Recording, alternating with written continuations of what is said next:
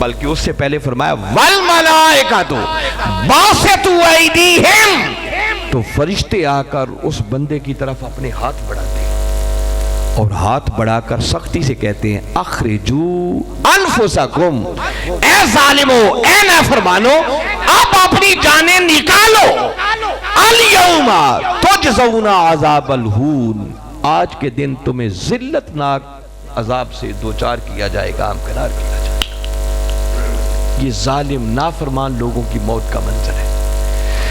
باری تعالیٰ نے اسی طرح سورہ انفال اس کی آیت نمبر 50 میں اس حقیقت کا اعلان کیا، فرمایا وَلَوْ تَرَا اِذْ يَتَوَفَّى الَّذِينَ كَفَرُوا الْمَلَائِكَةُ يَضْرِبُونَ وُجُوهَهُمْ وَأَدْبَارَهُمْ، فرمایا بندے اگر تو اس وقت کا منظر دیکھے جب فرشتے کافروں کی روح قبض کرتے ہیں، نافرمانوں کی روح قبض کرتے ہیں، تو فرمایا حال کیا ہوتا ہے، یضربون وجوہہم وادبارہم، تو کافر اس وقت ان کے چہروں پر بھی اور ان کی پشتوں پر بھی ہتھوڑے برسا رہے ہوتے ہیں۔ یہ باری تعالیٰ نے قرآن پاک میں لکھا، سورہ محمد صلی اللہ علیہ وآلہ وسلم اس کی آیت نمبر 27 کو کبھی پڑھیں، فرمایا فَكَيْفَ إِذَا تَوَفَّتْهُمُ الْمَلَائِكَةُ يَضْرِبُونَ وُجُوهَهُمْ وَأَدْبَارَهُمْ، فرمایا وہ منظر کیسا عجیب منظر ہوگا کہ جب فرشتے ان نافرمانوں کی روح قبض کرتے ہیں، کافروں کی روح قبض کرتے ہیں، تو ان کے چہروں اور ان کی پشتوں پر ہتھوڑے برساتے ہیں۔ یہ ایک منظر ہے۔ اور اسی طرح جو نیک لوگ ہیں، متقی لوگ ہیں، صالح لوگ ہیں، جنہوں نے اللہ کے احکامات کے مطابق زندگی گزاری، باری تعالیٰ نے ان کا حال بھی بیان کیا۔ میں نے بتایا نا، باری تعالیٰ نے آغاز میں متقین کی بات کی ہے، جو صالح متقی لوگ ہوتے ہیں، باری تعالیٰ نے ذکر کیا ان کو جنتیں ملیں گی، جنت کی نعمتیں ملیں گی، نہریں رواں ہوں گی، جو چاہیں گے وہی کچھ ملے گا۔ اور اس آیت کو مکمل کرتے ہوئے فرمایا کذالک یجزی اللہ المتقین، فرمایا متقیوں کو ہم یوں ہی نعمتیں دے دے کر ان کو جزا دیں گے۔ یہ بات کر کے اگلی آیت میں فرمایا الذین تتوفاہم الملائکۃ طیبین، فرمایا وہ خوش نصیب کہ اللہ اور اس کے رسول کی اطاعت کرتے کرتے جن کے چہرے بڑے خوش و خرم ہوں گے، ملائکہ جب ان کی روح قبض کرنے کے لیے آتے ہیں تو آتے ہی کیا کہتے ہیں، یقولون سلام علیکم، آتے ہی پہلا جملہ یہ کہتے ہیں کہ اے نیک روحو تم پر سلام ہو۔ وہ کیسا سہانا منظر ہوگا۔ اور موت کے وقت ہی خوشخبری دیتے ہیں ادخلوا الجنت بما کنتم تعملون، بس موت کے دروازے سے گزرنے کی دیر ہے، وہ جو دنیا میں نیک اعمال کیا کرتے تھے، اے طیب روحو اپنی ان اعمال کے باعث اللہ کی جنتوں میں داخل ہو جاؤ۔ یہ قرآن کی بات میں نے بتائی۔ کملی والے آقا صلی اللہ علیہ وسلم نے موت کے ان دونوں مناظر کی منظر کشی کی۔ میں بہت ساری احادیث کو جمع کر کے صرف خلاصتاً، کیونکہ وقت بہت زیادہ ہو رہا ہے، صرف آپ کو خلاصتاً وہ پوری بات سمجھاتا ہوں میرے آقا نے کیسے منظر کشی کی۔ فرمایا جب ایک مومن، نیک، متقی اور صالح شخص کی روح قبض کرنے کا وقت آتا ہے تو ملک الموت ہزارہا ایسے فرشتوں کے ساتھ آتا ہے کہ جن فرشتوں کے چہرے سورج سے بھی زیادہ روشن ہوتے ہیں، ایسے حسین چہروں والے ملائکہ آتے ہیں۔ اب غور کریں نا، زنان مصر نے صرف حسن یوسف کی ایک جھلک کی تھی، پھل گر گئے، انگلیاں کٹ گئیں، خون بہہ گیا تھا، اس حسن کو تکنے میں وہ لذت ملی کہ انگلیاں کٹنے کی بھی تکلیف بھول گئی۔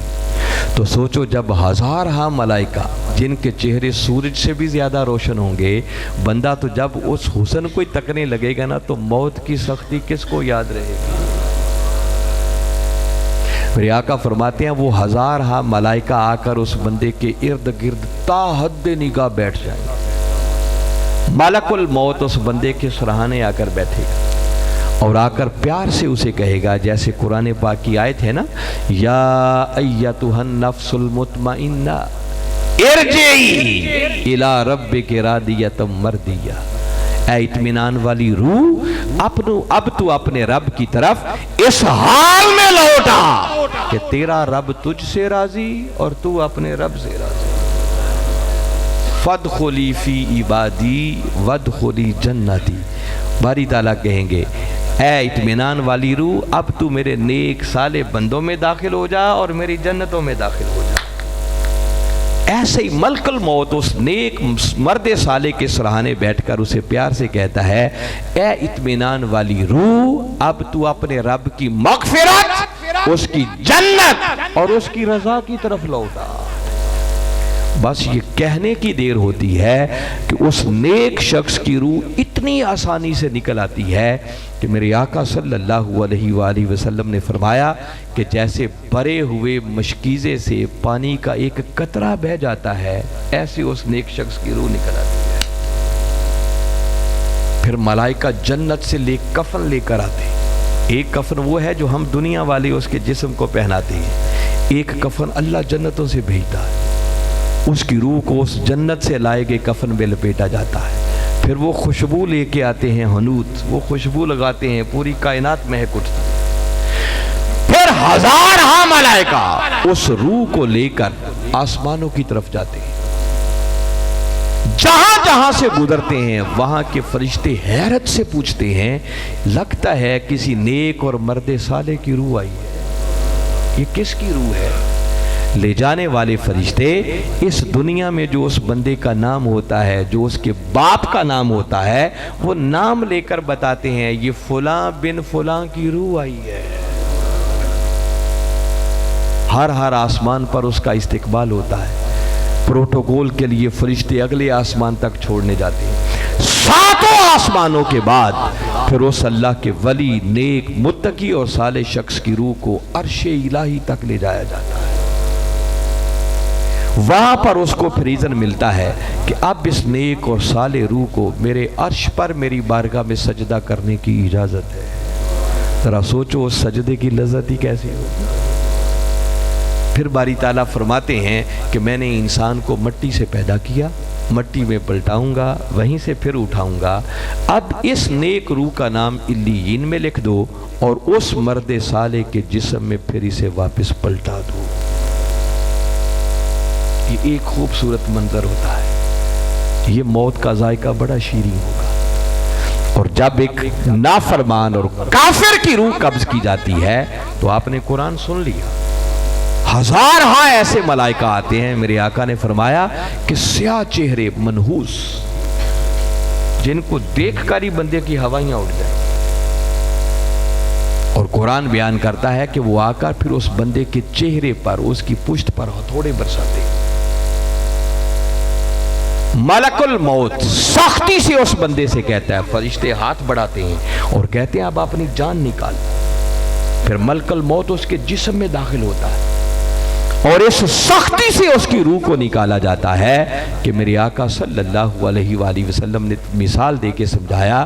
فرمایا جیسے گیلی روئی میں سے لوہے کی گرم سلاخ کو کھینچ لیا جائے ایسے اس بندے کی روح نکالی جاتی ہے. جب اس کی روح کو نکالتے ہیں تو اس سے بدبو آتی ہے، سمیل آتی ہے. صحابہ کرام کہتے ہیں کہ ہمارے آقا جب اس کی بدبو کا ذکر کر رہے تھے تو ذکر کرتے ہوئے آقا نے اپنی ناک ڈھانپ لی.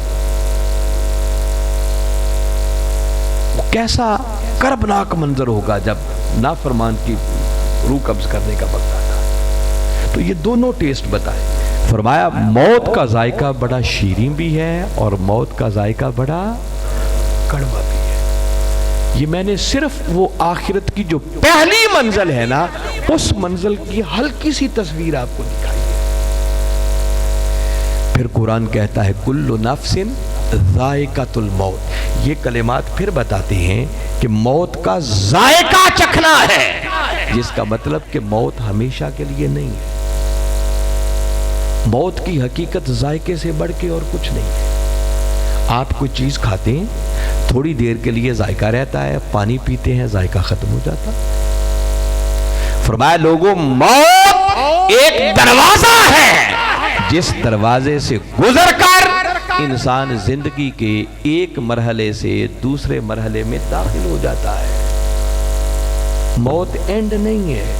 ہم سمجھتے ہیں موت آئی تو بندہ ختم ہو گیا. کافر یہی سمجھتے تھے. آج ہمارا بھی حال ایسا ہی بن گیا. یہ ایک الگ سبجیکٹ ہے کہ گھنٹوں صرف اسی پر بات کی جائے. علامہ اقبال نے فرمایا ہے نا کہ موت کو سمجھے ہیں غافل اختتام زندگی ہے، یہ شام زندگی صبح دوام زندگی.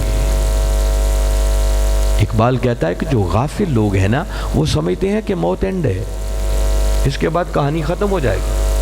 وہ کہتے ہیں یہ موت اینڈ نہیں ہے یہ شام زندگی. یہ زندگی جو ہے نا اس زندگی کی موت شام ہے.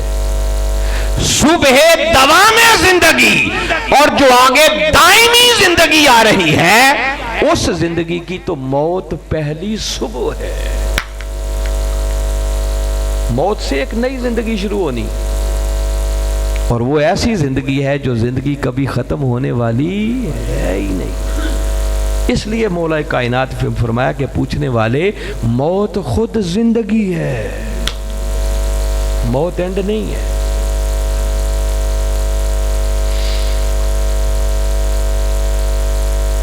قبر میں ہر کوئی زندہ ہوتا ہے، مومن بھی زندہ ہوتا ہے، کافر بھی زندہ ہوتا ہے، صحیح العقیدہ بھی بد عقیدہ بھی.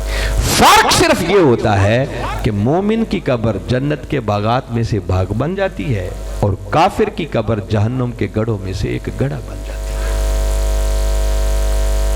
پچھلے دنوں میں نے کسی کل خانی پہ گفتگو کی تھی. میں نے ایک مثال دی تھی کہ کوئی کلمہ پڑھنے والا شخص اس حقیقت کا انکار نہیں کر سکتا کہ جب قبر میں جاتے ہیں تو سوالات پوچھے جاتے ہیں. پوچھا جائے گا من ربک، یہ مومن سے بھی سوال ہوگا، کافر سے بھی ہوگا، صحیح العقیدہ سے بھی ہوگا، بد عقیدہ سے بھی ہوگا. اگر پوچھا جائے گا من ربک، بندے بتا تیرا رب کون، تو اس سوال کا پوچھا جانا بتا رہا ہے کہ بندہ سن رہا ہوگا. اور اگر بندے نے بول کے جواب دینا ہے کہ میرا رب اللہ ہے تو اس کا مطلب بندہ بول بھی رہا ہوگا. اور تیسرے سوال کے وقت ہمارے آقا سامنے جلوہ افروز ہوں گے اور فرشتے نام لے کر اشارہ کر کے پوچھیں گے ما کنت تقول فی حق حاضر رجل، بندے بتا یہ ہستی جو تیرے سامنے جلوہ افروز ہے بول ان کے بارے میں کیا کہا کرتا تھا. اس کا مطلب بندہ دیکھ بھی رہا ہوگا. اگر بندے کی عقل اور شعور ہی کام نہ کر رہا ہو تو تب بھی وہ سوالوں کے جواب دینے کا مکلف نہیں ہے. تو قبر کے اندر ہونے والے سوالات بتا رہے ہیں کہ قبر میں جانے والا مرا نہیں بلکہ وہ زندہ ہے. کوئی کہے کہ 5 7 10 منٹ کے لیے 3 سوال ہی ہونے ہیں نا، اس کے بعد بندہ مر کے مٹی ہو جاتا ہوگا، بس اتنی دیر زندہ رہتا ہوگا. تو اس حدیث مبارکہ میں لکھا ہے جب ایک بندہ میرے آقا کو نہیں پہچان پاتا، سوالوں کے جواب نہیں دے پاتا، تو ایک فرشتہ اعلان کرتا ہے اس کے لیے جہنم کا دروازہ کھول دیا جائے. قبر کے اندر جنت اور جہنم کے دروازے کھلتے ہیں، کیونکہ یہ آخرت کی منزلوں میں سے پہلی منزل ہے. یہیں سے جنت اور جہنم شروع ہو جاتی ہے. فائنل بڑا فیصلہ اس دن ہونا ہے، مگر آغاز یہیں سے ہو جائے گا. اور جو آقا کو پہچان لیتا ہے اس کے لیے اعلان ہوتا ہے اس کے لیے جنت کا دروازہ کھول دیا جائے، اس کو جنتی لباس پہنا دیا جائے، اس کے لیے جنتی بستر بچھا دیا جائے، اور سارا اہتمام کر کے کہا جاتا ہے نام کا نومت العروس، بندے اب تو سو جا جیسے پہلے رات کی دلہن سوتی ہے. تو مجھے بتاؤ اگر قبر میں ہے ہی کوئی نہیں، بندہ مر کے ہی مٹی ہو گیا، تو وہ جنت اور جہنم کے دروازے کس کے لیے کھولے جاتے ہیں؟ کوئی تو ہے جسے جہنم کا عذاب بھی پہنچتا ہے، جنت کا ثواب بھی پہنچتا ہے. ہر کسی کے حسب حال قبروں کو وسیع کیا جاتا ہے. کسی کی قبر 70 ہاتھ وسیع کر دی جاتی ہے، اور کئی ایسے خوش نصیب ہوتے ہیں جن کی قبر کو تا حد نگاہ وسعت عطا کر دی جاتی ہے، جنت کے ساتھ جوڑ دیا جاتا ہے. اگر اتنی وسیع ہو جائے اور بندہ اس میں جا ہی نہ سکے تو اس کے وسیع کرنے کا فائدہ کیا ہوا؟ بندہ وہ جنت کو انجوائے کرتا ہے قبر کے اندر بھی. یہ جو قبر آپ کی لحد ہے نا، یہ تو سمجھو ایک ڈرائنگ روم بن جاتا ہے. کوئی اسے ملنے آتا ہے، سلام کرنے آتا ہے تو وہ یہاں آ کے ملاقات کرتا ہے، باقی تو آگے موجے ہی موجے ہیں، دروازے کھل جاتے ہیں. اور جو کافر بدعقیدہ نافرمان لوگ ہیں، میرے آقا نے فرمایا ان کی قبروں کو یوں تنگ کر دیا جاتا ہے کہ بندے کی پسلیاں بھی آپس میں یوں مل جاتی ہیں جیسے ہاتھوں کی انگلیاں۔ تو میں بتا رہا ہوں موت اینڈ نہیں ہے، موت کے بعد پھر زندگی ہے، کیونکہ موت ذائقہ ہے، یہ ایک دروازہ ہے جس دروازے سے گزر کر زندگی کے اگلے مرحلے میں داخل ہو جاتا ہے۔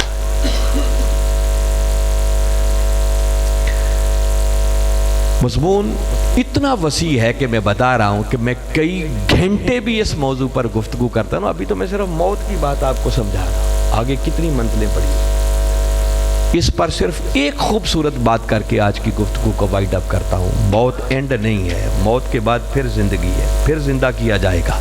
موت شیریں کس کی ہوگی، کڑوی کس کی ہوگی؟ ایک بڑی ایمان افروز بات باری تعالیٰ نے قرآن پاک میں کی ہے۔ بہت سارے مقامات ہیں مگر میں ان میں سے بھی بس ایک بتا کے آج کی گفتگو کو ختم کرتے ہیں۔ حضرت عزیر علیہ السلام ایک بستی کے پاس سے گزرے، یہ بات سنی ہے؟ صدیوں پرانی وہ بستی تھی جو اپنے چھتوں کے بل گر چکی تھی، باسی اس کے تباہ و برباد ہو چکے تھے۔ جیسے ہی اس بستی کے پاس سے گزرے تو ذہن میں خیال آیا کہ اللہ اس بستی والوں کو دوبارہ کیسے زندہ کرے گا۔ خیال گزرا، اور اس لیے نہیں خیال آیا کہ معاذ اللہ وہ مرنے کے بعد دوبارہ جی اٹھنے کو مانتے نہیں تھے، ایمان تھا۔ نبیوں سے بڑھ کر ایمان کس کا ہوگا؟ وہ حضرت ابراہیم علیہ السلام نے بھی عرض کی تھی نا، رب ارنی کیف تحیی الموتیٰ، مولا ذرا دکھا نا مردوں کو کیسے زندہ کرے گی۔ تو باری تعالیٰ نے پوچھا تھا ابراہیم کیا ایمان نہیں ہے؟ تو آپ نے جواب دیا تھا کالا بلا ولکن لیطمئن قلبی، مولا ایمان ہے مگر قلبی اطمینان کے لیے چاہتا ہوں کہ ذرا دکھا تو صحیح کیسے زندہ کرے گا۔ وہ آگے پورا واقعہ ہے، میں بہت ساری چیزیں چھوڑ رہا ہوں ساری، آپ کو صرف ایک واقعہ سنا رہا ہوں کہ عزیر علیہ السلام ایک بستی کے پاس سے گزرے جس کا ذکر قرآن میں ہے، سورہ بقرہ میں۔ قرآن کہتا ہے او کالذی مر علی قریۃ خاویۃ علی عروشہا، ایک ایسی بستی کے پاس سے گزرے جس کی چھتیں بھی گر چکی، تباہ و برباد ہو چکی۔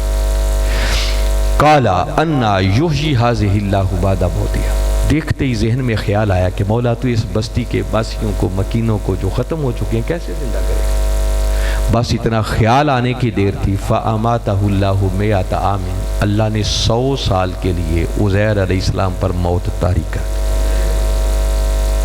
کتنے سالوں کے لیے؟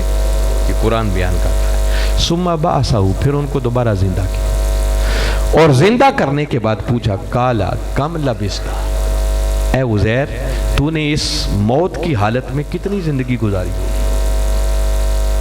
کالا لبثت یوما و بعد یوم، عرض کرنے لگے مولا یہی دن یا دن کا تھوڑا سا حصہ گزارا۔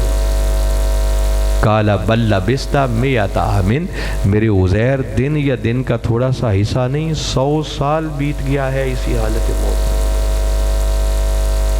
یہ سارا قرآن میں آپ کو سنا۔ باری تعالیٰ نے اس مکالمے کے بعد انہیں فرمایا فانظر الی طعامک و شرابک لم یتسنہ، فرمایا میرے عزیر ذرا اپنے کھانے کو دیکھ، اپنے مشروب کو دیکھ، وہ جو کھانا ساتھ لے کے جا رہے تھے۔ فرمایا دیکھو اس کھانے پر 100 سال یوں بیتا ہے کہ ابھی تمہارا کھانا باسی بھی نہیں ہونے پایا، فریش تر و تازہ خوشبوئیں آ رہی ہیں۔ وانظر الی حمارک، فرمایا اب اپنے گدھے کو دیکھو، جس گدھے پر سوار ہو کے جا رہے تھے، اس گدھے پر 100 سال یوں بیتا کہ اس کی ہڈیاں بھی گل سڑ گئی۔ وَلِنَجْعَلَكَ آیَةً لِلنَّاسِ، فرمایا یہ سب کچھ اس لیے ہے کہ عزیر اب رہتی دنیا تک کے لیے ہم تمہیں ایک سبق کے لیے نشانی بنانا چاہ رہے ہیں، اس واقعے کو نشانی بنانا۔ فرمایا وانظر الی العظام، عزیر تو نے پوچھا ہے نا مردوں کو کیسے زندہ کرے گا، اب ذرا اپنے گدھے کی ہڈیوں کی طرف دیکھو۔ کیف ننشزھا، دیکھو ہم ان میں کیسے جنبش پیدا کرتے ہیں، کیسے زندگی پیدا کرتے ہیں، کیسے حرکت پیدا کرتے ہیں۔ ثم نکسوھا لحما، اور ذرا دیکھنا کیسے ان پر گوشت پوست چڑھا کے گدھے کو کھڑا کر دیتے ہیں۔ بس دیکھتے ہی دیکھتے ہڈیوں میں حرکت پیدا ہوئی، گوشت پوست چڑھا، گدھا زندہ ہو کے کھڑا ہو گیا۔ فلما تبین لہ، جیسے ہی ان پر بات واضح ہو گئی، قال اعلم ان اللہ علی کل شیء قدیر، بے ساختہ بول اٹھے کہ میں جان گیا ہوں کہ بے شک اللہ ہر چیز پر قادر ہے۔ اس واقعے کے اندر دو باتیں آپ کو سمجھانا چاہ رہا۔ وہ کہتے ہیں نا شاید کہ تیرے دل میں اتر جائے۔ عزیر علیہ السلام پر موت کتنے سالوں کے لیے رہی؟ 100 سال۔ 100 سال کے بعد جب زندہ کیا تو باری تعالیٰ نے پوچھا کہ میرے عزیر اس حالت موت میں کتنا عرصہ گزارا؟ تو قرآن کیا کہتا ہے؟ وہ کہنے لگے لبثت یومن او بعد یوم، مولا یہی دن یا دن کا تھوڑا سا حصہ گزارا۔ یہ عزیر علیہ السلام کی زبان سے نکلنے والا جملہ ہے جس کو اللہ نے قرآن کا حصہ بنایا ہوا۔ ذرا سوچو جب عزیر علیہ السلام نے یہ جواب دیا ہوگا تو انہوں نے اپنی حالت کو دیکھا ہی ہوگا نا، اپنے ہاتھ دیکھ رہے ہوں گے، اپنے بالوں کا اندازہ کیا ہوگا، اپنے کپڑوں کو دیکھا ہوگا۔ 100 سال تو کسی جگہ پر کپڑا پڑا رہے اس کے چیتھڑے بھی نہیں بچتا ہے کچھ، مگر ان کا یہ جواب بتا رہا ہے کہ انہوں نے جب کپڑوں پر نظر ڈالی ہوگی نا تو ان کا پھٹنا تو ایک طرف، وہ گندے بھی نہیں ہوئے ہوں گے۔ اگر گندے ہی ہو گئے ہوتے تو وہ یہ تو نہ کہتے کہ میں نے دن یا دن کا تھوڑا سا حصہ گزارا۔ اس کا مطلب ہر چیز فریش تھی، تازہ تھی، کپڑے میلے بھی نہیں ہونے پائے تھے۔ جس کا مطلب باری تعالیٰ یہ جملہ قرآن کا حصہ بنا کے سمجھانا چاہتے ہیں کہ لوگوں جو نیک اور متقی لوگ ہیں نا، قبر ان کا کچھ نہیں بگاڑ سکتی۔ جسم تو ایک طرف، ان کے جسموں سے لگنے والے کفن بھی سلامت رہتے ہیں۔ کوئی کہے وہ تو پیغمبر تھے، نبی تھے، تو سورہ کہف میں باری تعالیٰ نے اصحاب کہف کا واقعہ بھی بیان کیا۔ یہاں تو 100 سال بیتا تھا، وہ 3 صدیوں تک غار میں لیٹے رہے تھے۔ غار مانند قبر ہی تھی نا، 309 سال تک لیٹے رہے۔ 3 صدیوں کے بعد جب دوبارہ اٹھے، زندہ کیا ان کو، تو اب وہ کئی تھے۔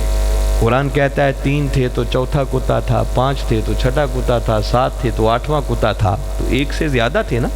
ایک دوسرے کو دیکھ رہے تھے اور دیکھ کر ایک دوسرے سے زندہ ہونے کے بعد پوچھتے ہیں سناؤ کتنی مدت یہاں لیٹے رہے؟ ان کا جملہ بھی تھا قالو لبسنا یومن او بعد یوم، کہنے لگے یہی دن یا دن کا تھوڑا سا حصہ گزارا۔ اب دیکھیں نا، آمنے سامنے ایک دوسرے کو دیکھ رہے ہیں، اس کا مطلب ان کی شکلیں بھی اسی طرح تھی۔ ان کے بال بھی نہیں بڑھنے پائے تھے، ناخن بھی نہیں بڑھنے پائے تھے، کپڑے پھٹنے نہیں پائے ہوں گے، کپڑے بھی اسی طرح گندے نہیں ہوئے ہوں گے، ہر شے تر و تازہ، کیونکہ دیکھ رہے ہیں ایک دوسرے کو۔ اگر کپڑے گندے ہی ہو گئے ہوتے تو وہ بھی یوں نہ کہتے دن کا تھوڑا سا حصہ گزارا۔ تو صرف نبی نہیں، ولی، نیک، متقی، صالح لوگ، ان کے لیے ان کی قبر جنت کے باغات میں سے باغ بن جاتی ہے۔ ان کے جسم تو کجا، جسم سے لگنے والے کفن بھی سلامت رہتے ہیں۔ اور دوسرا واقعہ کیا بیان کیا؟ فرمایا اپنے گدھے کو دیکھو۔ بلکہ یہ تو ہو گئی نا عزیر علیہ السلام کی بات، اب 2 واقعات آ گئے۔ کھانا اور پینے کے لیے جو پانی مشروب ہوگا، فرمایا اپنے کھانے کو دیکھو، پینے کی چیزوں کو دیکھو، لم یتسنہ، دیکھو وہ باسی بھی نہیں ہونے پر، خوشبوئیں آ رہی ہیں، فریش ہیں، تر و تازہ۔ حالانکہ کھانا ایسی چیز ہے جو چند گھنٹے بھی نہیں گزارتا، سمیل چھوڑ جاتا ہے، باسی ہو جاتا ہے۔ اور اس کے مقابلے میں گدھا، وہ کم از کم گلنے سڑنے میں زیادہ دیر لیتا ہے، وہ اتنی جلدی خراب۔ کھانے پر 100 سال یوں بیتا کہ باسی بھی نہیں ہونے پایا، فریش تر و تازہ خوشبوئیں آ رہی ہیں۔ اور گدھے پر 100 سال یوں بیتا کہ اس کی ہڈیاں بھی گل سڑ گئی، کچھ بھی باقی نہیں بچا۔ اب نویں لاہور والو، اللہ نے یہ جو قرآن کا حصہ بنا رکھا ہے واقعہ، یہ ہمارے انجوائے کرنے کے لیے تو نہیں ہے کہ پڑھ پڑھ کے ہم ہنس لیں کہ ایسا بھی ہوا تھا۔ قرآن ہدایت ہے ہمارے لیے، اللہ کوئی سبق سکھانا چاہ رہا ہے۔ وہ سبق سمجھے آج کی اس نشست کا آپ کو پیغام دے رہا۔ وہ سبق یہ ہے کہ باری تعالیٰ فرمانا چاہ رہے ہیں کہ بندے اگر اپنی موت کے ذائقے کو شیریں بنانا چاہتا ہے، وہ دونوں کیفیتیں ہوں گی نا، شیریں بھی ہوگی، کڑوی بھی ہوگی۔ موت جنت کا باغ بھی ہوگی اور موت جہنم کا قبر، جہنم کا گڑھا بھی ہوگی۔ اسی طرح جب قیامت کا دن آئے گا نا تو کئی ایسے بدبخت ہوں گے جن کو چہروں کے بل گھسیٹ گھسیٹ کے لایا جائے گا، اور کئی ایسے خوش بخت ہوں گے جن کو سواریوں پر بٹھا کے مہمانوں کی طرح لایا جائے گا۔ کئی حساب کے لیے تھر تھر کانپ رہے ہوں گے، پسینوں میں شرابور ہوں گے، اور کئی اس حساب کتاب والے دن نور کے ممبروں پر بیٹھے ہوں گے، ان کو پھل پیش کیے جا رہے ہیں گے، ان کی دعوت، ان کی مہمان نوازی ہو رہی ہوگی۔ کئیوں کے اعمال نامے دائیں ہاتھ میں دیے جا رہے ہوں گے، کئیوں کے بائیں ہاتھ میں دیے جا رہے ہوں گے، کئیوں کے اعمال تل رہے ہوں گے، اور کئی ایسے خوش نصیب ہوں گے جن کے لیے اعلان ہوگا جاؤ بغیر حساب و کتاب کے جنت میں۔ اور خود ہی نہیں، ایسے بھی ہوں گے کہ ان میں سے ایک ایک کو اجازت دے دی جاؤ گی، خود بھی جاؤ اور جاؤ جن 70 ہزار کو چاہتی ہو تم اپنے ساتھ بغیر حساب و کتاب کے ان کو جنت میں بھی لے جاؤ۔ کوئی جنت میں جا رہا ہوگا، کوئی جہنم میں جا رہا ہوگا، دونوں صورتیں ہوں گی نا۔ تو باری تعالیٰ نے اس آیت میں سمجھایا ہے بندے اگر ہر مرحلے کو کامیاب بنانا چاہتا ہے تو راز یہ ہے، وہ کہتا ہے بندے خود کو کھانے کی طرح بنا لے۔ کیسے بنا لے؟